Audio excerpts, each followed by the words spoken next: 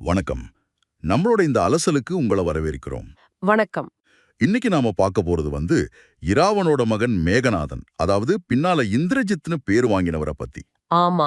இராவணன் இலங்கையை எப்படி கைப்பற்றினாருங்கிறதுல ஆரம்பிச்சு மேகநாதன் பிறப்பு, அவரோட திறமைகள், போர்கள், குணம்னு எல்லாத்தையும் பார்க்க போறோம்.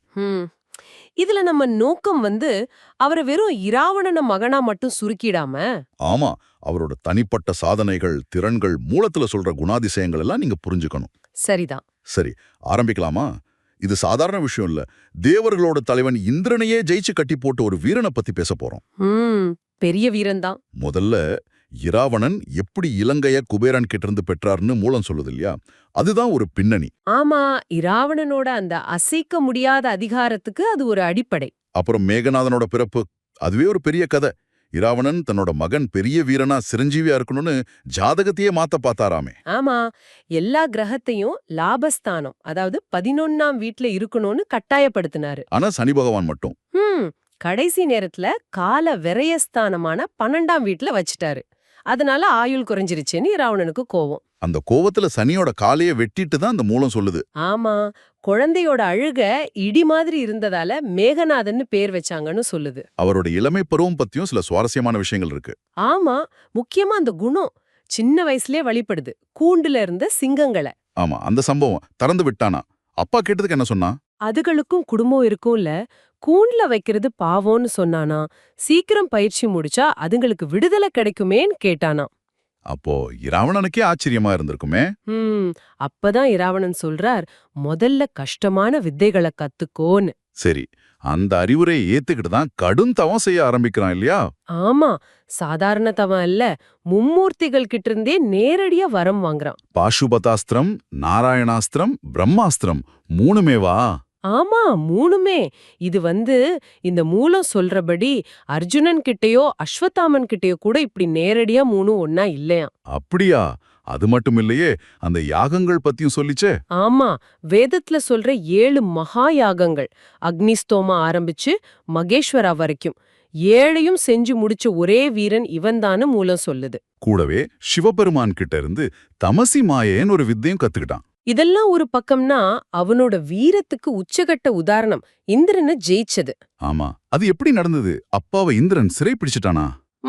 அத கேட்டுட்டு தனியாலா தேவலோகம் போறான். தேவர்களையெல்லாம் தோற்கடிச்சு ஐராவதத்தோட தந்தத்தையே உடைச்சுதான் சொல்றாங்க. ஆமா, இந்திரனை சங்கிலியால கட்டி இலங்கைக்கு இழுத்துட்டு வந்துட்டான். நினைச்சு பார்க்கவே முடியல. அப்புறம் பிரம்மதேவரே வராரா?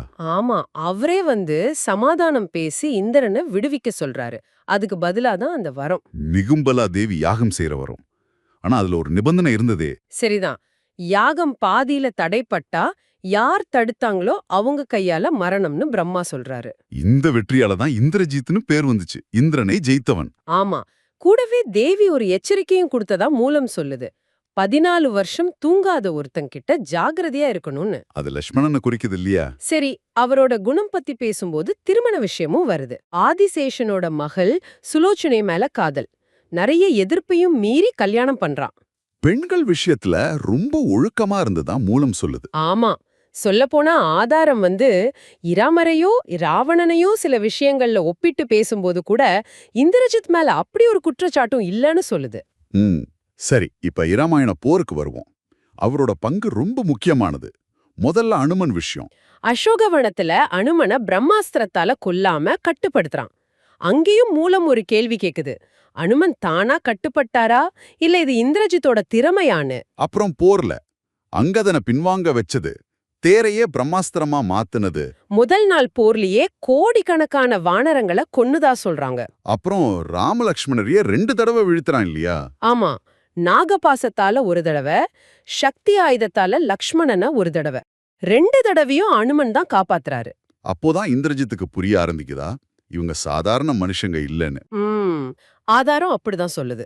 அதனாலதான் அந்த நிகும்பலயாடத்தை செய்ய முடிவெடுக்கிறான். யாகத்தை தடுக்காம இருக்கிறதுக்கு ஒரு தந்திரம் பண்றானே, மாய சீதைய. ஆமா, ஒரு மாய சீதைய கொல்ற மாதிரி நாடகமாடி கவனத்தை திசை திருப்ப பாக்குறான். ஆனா விபீஷணன் அங்கெல்லாம் விபீஷணன் யாகத்தோட ரகசியத்தை சொல்லிடுறான். இங்க விபீஷணன் பேசுறதா மூலம் சொல்ற சில வரிகள் கொஞ்சம் யோசிக்க வைக்குது. எப்படி?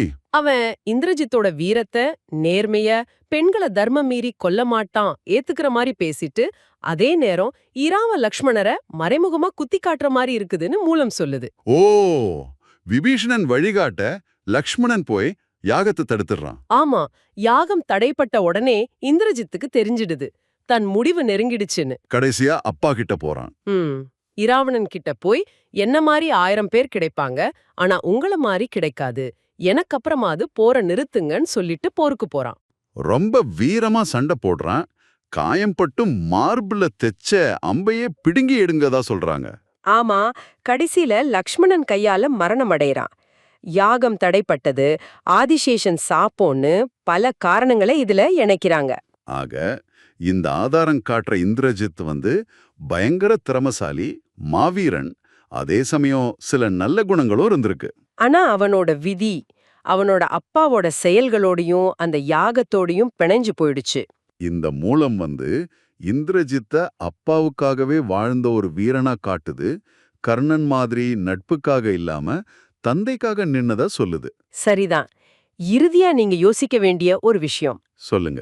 இந்த மூலம் காட்டுற இந்திரஜித்தோட இவ்ளோ பெரிய வீரம், திறமை, சில நற்குணங்கள் கூட கடைசியில அதர்மம்னு சொல்லப்பட்ட ஒரு பக்கத்துக்காக தான் பயன்பட்டிருக்கு. ஒருத்தரோட திறமை எவ்ளோ பெருசா இருந்தாலும் அத தப்பான ஒரு லட்சியத்தோட சேரும்போது அதோட மதிப்பு என்னவாகுதுங்கிறதும் யோசிக்க வேண்டிய கேள்விதான். ஆமா. இந்த அலசல்ல எங்களோட இருந்த உங்க எல்லாருக்கும்